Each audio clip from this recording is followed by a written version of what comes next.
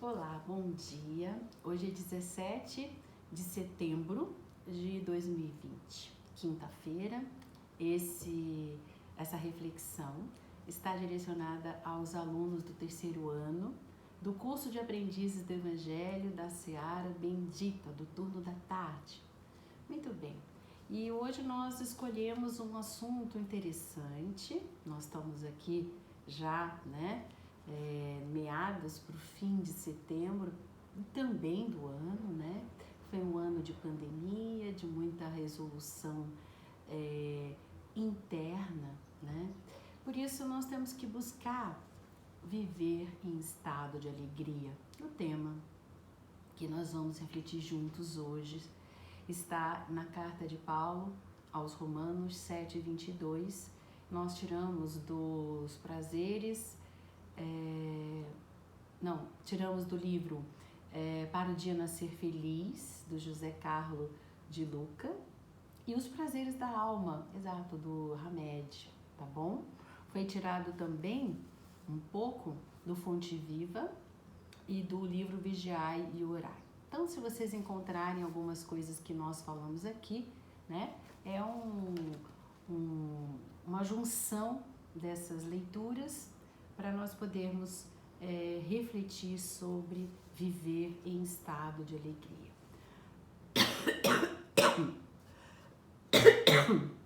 Nós vamos começar com uma frase. O comportamento também produz sentimento.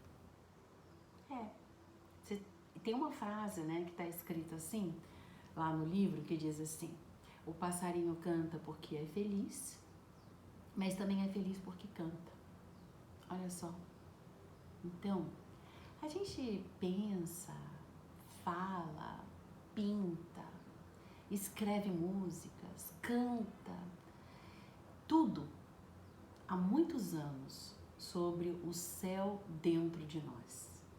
Entretanto, não construímos esse ambiente de uma maneira edificante, né? Nos moldes projetados pelos grandes instrutores da humanidade. Por quê? Porque a gente ainda não consegue viver os 2 mandamentos que Jesus nos ensinou, que é amar a Deus sobre todas as coisas e ao próximo como nós mesmos, né? Porém, gente, não vamos esmorecer. O tempo, como sempre, traz a maturidade espiritual e aos poucos nós vamos despertando do nosso sono, da ignorância. E o assunto de hoje, gente, é viver em estado de alegria. Existe uma outra, um outro ponto, né, para a gente pensar, que é o seguinte: atingir um estado de contentamento não é uma tarefa fácil, principalmente nesses momentos atuais. Vejamos, a gente ter satisfação quando nós temos reais necessidades não satisfeitas, não é verdade? Quantos foram mandados embora dos seus trabalhos, tiveram que fechar a porta dos seus consultórios, das suas empresas, né? E estão tendo reais necessidades. Elas não estão sendo satisfeitas. Então, como que ter satisfação se a gente está nessa situação? Como que nós podemos nos livrar da ansiedade quando temos preocupações em demasias? Né? Muitos não têm mais o convênio médico que tinha antes, né? Tem contas para serem pagas. E mais, paciência. Paciência para deixar Deus agir quando as pressões são muitas e parece que Ele está demorando, né? Então a situação parece quase que impossível, gente.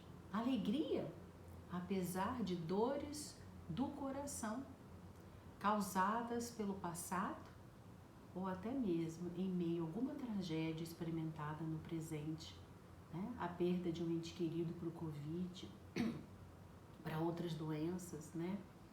E ainda por cima a gente ser alegre baseado em promessas para o futuro. Não é assim? Como viver em estado de alegria, vivendo essas situações. Gente, não se trata apenas de uma busca humana. Essa que é a verdade. Isso exige recursos espirituais. E aí é que o Mestre Jesus entra, né? O contentamento, gente, não é dom. Contentamento é aprendizado, né? E ninguém poderá realizar este aprendizado por nós. Nunca pensemos, porém, que essa meta, ela não foi feita para mim, né? Quando a gente deseja alguma coisa na nossa vida profissional, na nossa vida social, na nossa vida familiar, né? Na nossa vida moral, espiritual também. Então não pensa assim, essa meta não foi feita para mim. Primeira coisa é, quais são as virtudes que eu preciso desenvolver para conseguir atingir? Não é verdade? É isso aí. Então, ter um olhar para o futuro mais positivo. Trabalhando, arregaçando as mangas, né? E a primeira coisa que nós precisamos guardar no nosso coração é que nós não podemos permitir que uma decepção numa determinada área, na vida, invada o restante dela. Então, você está tendo um problema no trabalho, até ensinavam, né, antigamente, desculpa, que nós devemos deixar na porta de entrada os problemas do trabalho e entrar para dentro de casa contente, feliz e alegre, né? Não contaminando a outra área da nossa vida. Se nós estamos com um problema lá na nossa família e nós chegarmos no trabalho e trazermos o mau humor, a preocupação, nós também contaminamos outra situação. A mãe costuma fazer isso, né? Briga com o filho, aí começa a brigar com o marido, com o outro filho também e com todo mundo. Não é assim? A gente precisa aprender que para viver, nós estamos aprendendo juntos como que nós podemos viver felizes apesar dele, né? Então, primeira coisa, fica na nossa mente, não permitir que uma decepção em uma determinada área da vida invada o restante da vida, porque vai ficar tudo ruim, né? Então, a outra é confiança, entrega e compreensão, tá? Essas três, tá lá no livro Os Prazeres da Alma, do Hamed, né? A verdadeira alegria está associada, diz ele, o Hamed, à entrega total da criatura nas mãos de Deus. E mais, na aceitação integral de que tudo está justo e certo. Só para a gente lembrar, a gente sabe que está tudo justo e certo, né? Mas a gente olha para o lado, olha para o outro, olha a nossa vida, olha as situações que estão acontecendo, fica difícil, às vezes a gente duvida. Então, de vez em quando, é bom lembrar que tudo está justo e certo. Você está na família certa, você está com os filhos certos, você está com papai e mamãe certo, né? Não tem erro. Então, lembremos que Deus tem os seus maravilhosos planos apropriados para cada um de nós. Ele nos ensina sempre, gente, a sonhar os sonhos dele, que são perfeitos, né? Então, às vezes nós estamos querendo sonhar outro tipo de sonho. Viver em estado de alegria é estar plenamente sintonizado com o Pai, sabendo ler nas entrelinhas as mensagens silenciosas e sábias que a vida nos endereça. Então, quando você for orar da próxima vez, você tem que orar para Deus falando assim: Senhor, fecha as portas que não são boas para mim e abre as portas que são, né? Se nós olharmos lá no Apocalipse, na mensagem para a igreja da Filadélfia, ele diz que ele tem a chave para as portas e que ele ia deixar uma porta, ele ia abrir uma porta para essa igreja, porque ele conhecia as intenções daquela igreja, apesar da fragilidade dela, mas ele conhecia as intenções e ele ia deixar uma porta aberta. Ou seja, o que é uma porta aberta, gente? É uma porta para você sair de uma realidade para outra realidade, para você transitar para outra realidade. E ele disse para a igreja da Filadélfia que ele iria abrir uma porta porta, deixar uma porta aberta. Então, pense nisso quando você fazer as orações, né? Porque às vezes nós estamos nos debatendo numa porta que está fechada por alguma razão, né? E ele disse que ia deixar uma porta aberta para aqueles que têm uma intenção boa dentro do seu coração, apesar das fragilidades humanas que ele nos conhece completamente. Então ore daqui por diante para que ele confie, entregue e fala: Senhor, abra as portas que o Senhor acha que são boas para mim e fecha aquelas que não são. E você tem que saber ter esse entendimento, essa compreensão, essa aceitação, né? Então, gente, aceite os bens que você dispõe. Vamos aceitar a família a qual nós estamos vivendo.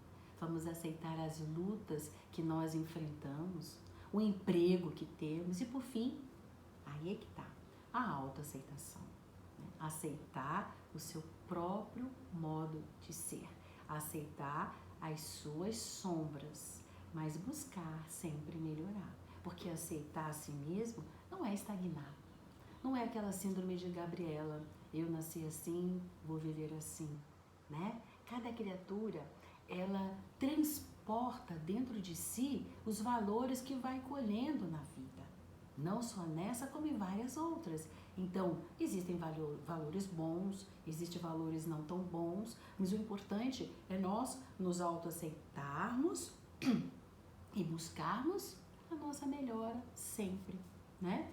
A felicidade, inclusive, ela não está no ideal a ser atingido, mas sim na jornada que leva até ele, não é? Quando nós vamos fazer uma viagem, a preparação para a viagem é muito emocionante, né? Traz uma alegria, uma ansiedade, uma satisfação. As preocupações são ótimas, né? Que tipo de roupa eu vou levar, como que vai ser lá. Então aquela preparação, a jornada que leva até lá é que faz a gente, né, sentir essa felicidade. Às vezes não é só chegar lá, né? Então, o que isso nos ensina, amigos? Gostar de cada uma das nossas pequenas conquistas que nos levarão a atingir metas maiores. Então, você conseguiu uma pequena alegria naquele caminho, comemore. Nossa, agora conseguimos. Ah, que bom! Então, isso daí vai te dar um impulso para você continuar, entendeu? Então, essa é outra dica. Comemore as suas pequenas conquistas. Sabe por quê? Porque a mente cria tudo, né? Tudo que existe em nossa vida é reflexo daquilo que nós acreditamos e que nós valorizamos, não é verdade? E aí tem uma frase linda de Ioná que diz assim: haja como se você estivesse feliz e a felicidade virá. Não é tão fácil, mas haja como. Tem até um provérbio oriental que diz assim: admita a alegria que você não sente e logo sentirá a alegria que você admitiu. Quando eu comecei com a frase, foi qual? O comportamento também produz sentimento. Então, a nossa vida, ela muda quando algo muda aqui, ó, dentro de nós. Não esperemos que os outros que nos cercam venham mudar. Eu vou ser feliz quando meu filho fizer isto. Eu vou ser feliz quando a minha filha fizer aquilo. Eu vou ser feliz quando o meu marido, quando a minha profissão, quando o meu chefe... Gente, quando o meu pai, quando a minha mãe... Não espera, né? Mude dentro de você mesmo, né? Então, porque você sabe o que é felicidade? Cada criatura tem uma maneira única de ser feliz. E ela muda ao longo da vida. Quando a gente era um bebezinho recém-nascido, o que era a felicidade para mim e para você? Um peito com leite materno. Quando você fez 2 aninhos de idade, que já estava andando, você começou a andar lá pelos um ano e pouquinho, né? Mas ainda com muita dificuldade ainda. Lá pelos 2, você já andava, corria e já começava a falar, a se expressar. Qual é a felicidade para uma criança de 2 anos? Explorar o mundo por si mesma, né? Se você é um adolescente, lá pelos 13, 14 anos, e a tua mãe deixa você ir no shopping para ir ficar com a galera, com os amigos, né? Isso é grande felicidade nessa faixa etária. Quando você faz 18, qual é a tua maior felicidade? Tirar a carta, como diz o paulista e o carioca como eu fala, a carteira de motorista, né? Nossa, isso é uma beleza. Você passou de ano na faculdade, como entrou na faculdade lá pelos 17, 18 anos, imagina, isso é a tua felicidade. Você conseguiu entrar, né, na faculdade que você queria. Você acabou de se formar e arrumou um emprego bom, exatamente onde você queria. E isso é a tua maior felicidade. Você entende que a felicidade, ela tem uma maneira particular, diferente para cada um de nós? Pois é. Por isso, e vai mudando, né, ao longo da nossa vida, com a maturidade. Lógico, hoje, na idade que você se encontra, você já não se diverte com o chocalho, não é verdade? Quanto um bebezinho se diverte com o chocalho, né? Por isso que é legal a gente compreender que a felicidade, ela também evolui devido à nossa maturidade, às novas situações, ao desejo, à aquisição de novas experiências, não é verdade? Por isso, gente, a vida, ela é uma sequência de momentos. E quando optamos por uma sequência de momentos felizes, então ela se torna feliz. Gilberto Cabege. É simples assim. Então, não vamos dar força a pensamentos e sentimentos de infelicidade, porque assim nós nos tornamos, porque a nossa mente cria aquilo que nós pensamos, acreditamos e valorizamos. Você entendeu? Então vamos pensar, acreditar e valorizar em coisas bonitas, né? Na felicidade. O ambiente vai se impregnar daquilo que nós emitimos como sentimentos, como pensamentos, né? Então, hoje o convite para todos nós tá um sol lindo, maravilhoso, né? Um pouco seco. Vamos abrir as janelas? Abra a janela aí do teu quarto, da tua casa, do teu apartamento, da tua sala. Põe as cortinas para o lado, deixa o sol entrar, deixa o vento entrar. Tá calor hoje, mas pode ser que tenha um ventinho. Abra, deixa o vento entrar, deixa a luz entrar. Cantarolha aí uma canção. Não importa se você é afinado ou não, mas cante uma canção alegre, veja filmes de comédia, leia livros edificantes, né? Dance, sinta o efeito no seu coração. Os tempos de mudança, gente, e crescimento, eles são períodos de transição. Os momentos infelizes, eles antecedem novos horizontes de amadurecimento do ser que se encontra em constante processo de evolução. Não é assim? Somos nós. Lembre-se, satisfação é para aqueles que descobrem que não é necessário compreender como os outros percebem a vida, mas sim como nós a percebemos, tá? Então, entreguemos-nos nas mãos de Deus. E assim como Jesus nos ensinou com as suas últimas palavras, ele disse: Pai, em tuas mãos eu entrego o meu espírito. Está lá em Lucas capítulo 23, versículo 46. Veja bem, o Evangelho, ele é rico de ideias, ele é rico de imagem, nos leva a interpretar o sentido conotativo destas palavras, onde mãos, o que são mãos aqui para nós, seres humanos? Significa instrumento de trabalho, né? Aqui nas nossas experiências humanas, né? Mãos, elas modelam, mãos conduzem e mãos transformam.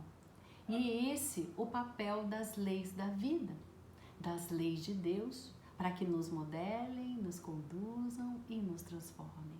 E o Cristo, quando ele fala essa frase, né, lá nos últimos minutos da sua vida aqui na Terra, o Cristo não queria passar para a gente um Deus antropomórfico de barba, bigode, com mãos, pés, cabelinhos. Não. Né? Lá no seu momento derradeiro, Jesus quis dizer: Senhor, na claridade de tuas leis magnânimas, entrego o meu espírito. Ou seja, para que o meu espírito seja modelado pelas tuas mãos, conduzido pelas tuas mãos, transformados pelas tuas mãos. Lindo, né? Esse está no Um Minuto para Jesus, na página 206 de Pastorinho. Ele explica esse final que eu deixei aqui, que eu quis compartilhar com vocês. Então, gente, a verdadeira alegria está associada à entrega total da criatura humana nas mãos de Deus. Por isso, dentro de mim, ponho toda a minha satisfação na lei de Deus. Abraços fraternos, muitas saudades de vocês, que possamos estar juntos na próxima semana. Que assim seja, graças a Deus.